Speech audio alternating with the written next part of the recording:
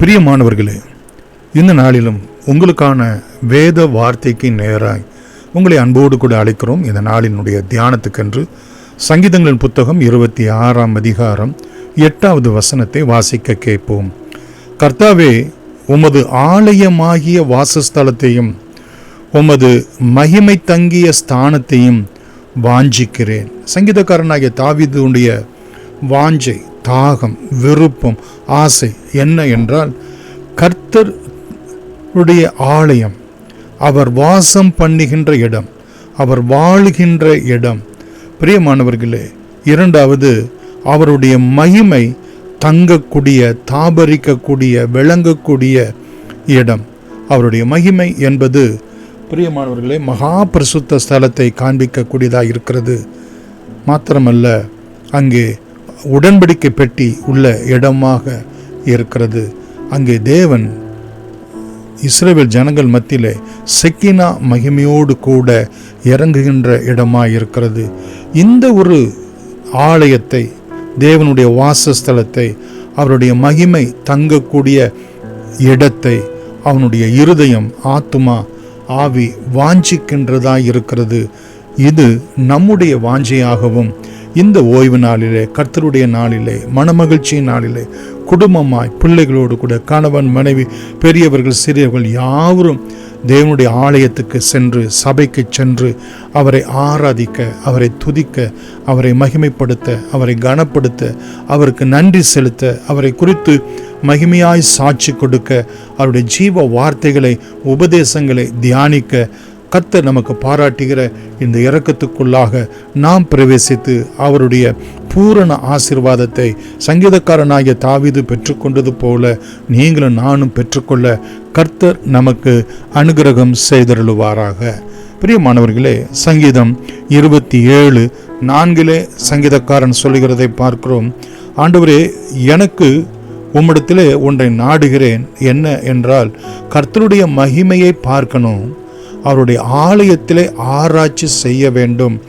என் ஜீவனுள்ள நாளெல்லாம் கர்த்தருடைய ஆலயத்திலேயே, அவருடைய சமூகத்திலேயே, அவருடைய சன்னிதானத்திலேயே, அவருடைய பிரசன்னத்திலேயே தங்கி இருப்பதை நாடுவேன் என்று அங்கே அவன் சொல்லுகிறதை பார்க்கிறோம்.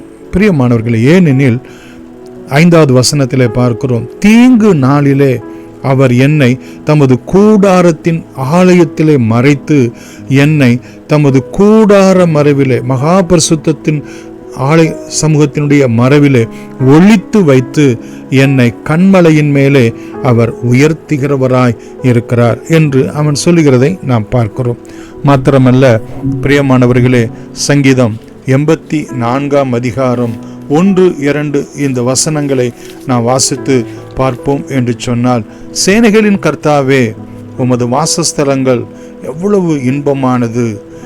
என் ஆத்துமா கர்த்தருடைய ஆலய பிரகாரங்களின் மேல் வாஞ்சையும் தவனமுமாய் இருக்கிறது.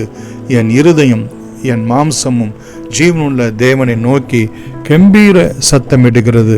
அவருடைய ஆலயத்தில் உள்ள பிரகாரம், பிரியமானவர்களே, பலி செலுத்துகின்ற இடம். பலியினுடைய மிருகத்தினுடைய இரத்தத்தை அங்கு பலிபீடத்திலும் அங்கு தேவ சமூகத்திலும் அங்கே வேண்டிக் கொள்ளும்படியாக தெளிக்கின்ற ஒரு இடமாய் இருக்கிறது. அதனை அவனுடைய இருதயமும் அவனுடைய சரீரமும் ஜீவனுள்ள தேவன் வாசம் பண்ணுகிற அந்த இடத்தை தாகமாய் வாஞ்சிக்கிறது. கம்பீர சத்தத்தோடு கூட துதிக்க அவனுடைய இருதயம் இன்பமாய் விளங்குகிறது என்று இங்கே நாம் பார்க்கிறோம். மாத்திரமல்ல, இதே சங்கீதம் 84:10 பார்க்கிறோம், 1000 நாளை பார்க்கிறோம், உமது பிரகாரங்களில் செல்லும் ஒரு நாள் நல்லது. ஆகாமிய கூடாரங்களிலே, அக்கிரமக்காரனுடைய கூடாரங்களிலே நான் வாசமாய் இருப்பதை பார்க்கலாம்.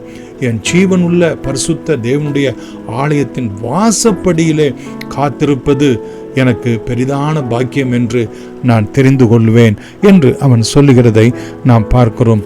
சங்கீதம், பிரியமானவர்களே, 122ஆம் அதிகாரத்திலே 1வது வசனம் அங்கே சங்கீதக்காரன் தேவ சமூகத்தை குறித்து சொல்லுகிறதை பார்க்கிறோம். கர்த்தருடைய ஆலயத்துக்கு போவோம், வாருங்கள் என்று எனக்கு அவர்கள் சொன்னபோது மகிழ்ச்சியாயிருந்தேன். பிரியமானவர்களே, கர்த்தருடைய நாள் இந்த ஞாயிறு அன்று நாம் தேவனை ஆராதிக்க செல்வது, தேவ சமூகத்திலே நாம் சபையாக கூடி வருகிறது நமக்கு நம்முடைய ஆத்துமாவிலே மகிழ்ச்சியை கொடுக்கக்கூடிய ஒன்றாய் நமக்கு காணப்பட வேண்டும். காரணம், நாம் கூடி வருகிறது தேவனுக்கு மகிழ்ச்சியாய் ஆனந்தமாய் இருக்கிறது என்பதையும் வேதத்திலே நாம் பார்க்கிறோம். பிரியமானவர்களே, சங்கீதம் 23 அதிகாரம் 6வது வசனத்திலே, என் ஜீவனுள்ள நாளெல்லாம், நான் உயிரோடு கூட இருக்கக்கூடிய நாளெல்லாம் தேவன் அருளக்கூடிய நன்மையும் கிருபையும் என்னை தொடர்கிறது. ஏன் எனில், நான் கர்த்தருடைய வீட்டிலே, தேவன் வந்து வாசம் பண்ணுகின்ற வீட்டிலே, ஸ்தலத்திலே நான் நீடித்த நாட்களாய், நீடித்த நேரமாய் ஜெபத்திலே, வேத தியானத்திலே மற்றும் பிரியமானவர்களே, நான் மற்றவர்களோடு கூட சாட்சியாய் உபதேசிக்கிறதிலே நிலைத்திருப்பேன் என்று அங்கே சங்கீதக்காரன் சொல்லுகிறதை நாம் பார்க்கிறோம். சங்கீதம் 63:2 தொடர்ந்து சங்கீதக்காரன் சொல்லுகிறது என்ன?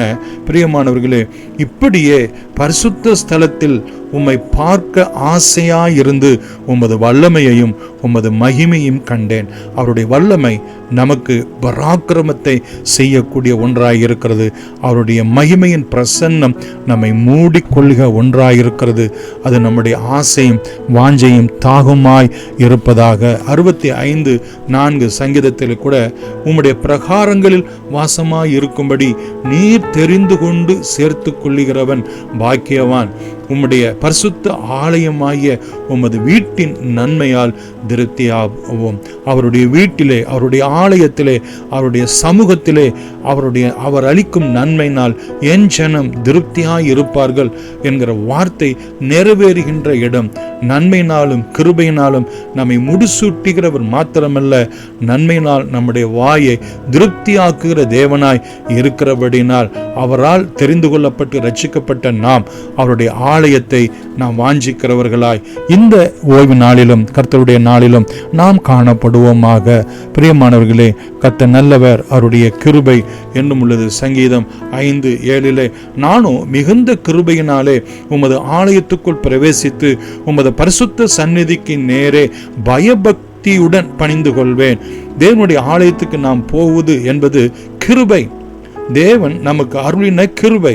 இந்த உலகத்திலே கோடிக்கணக்கான ஜனங்கள் தேவ சமூகத்துக்கு வர முடியாமல், வர அறியாமல், வர விருப்பம் இல்லாமல் இந்த உலகத்தை பாவத்தை கிடக்கின்ற இந்த வேளையிலே அவருடைய பரிசுத்த சந்நிதிக்கு முன்பதாக பயத்துடனும் பக்தியுடனும் அவரை சேவிக்க நாம் செல்வது, குடும்பமாய் பெரியோர்களோடு கூட நாம் செல்வது என்பது நமக்கு கிடைக்கப்பட்ட பெரிய பாக்கியம். அந்த பாக்கியத்தின்படி கர்த்தர் உங்களையும் என்னையும் ஆசீர்வதிப்பாராக. ஆமேன். God bless you.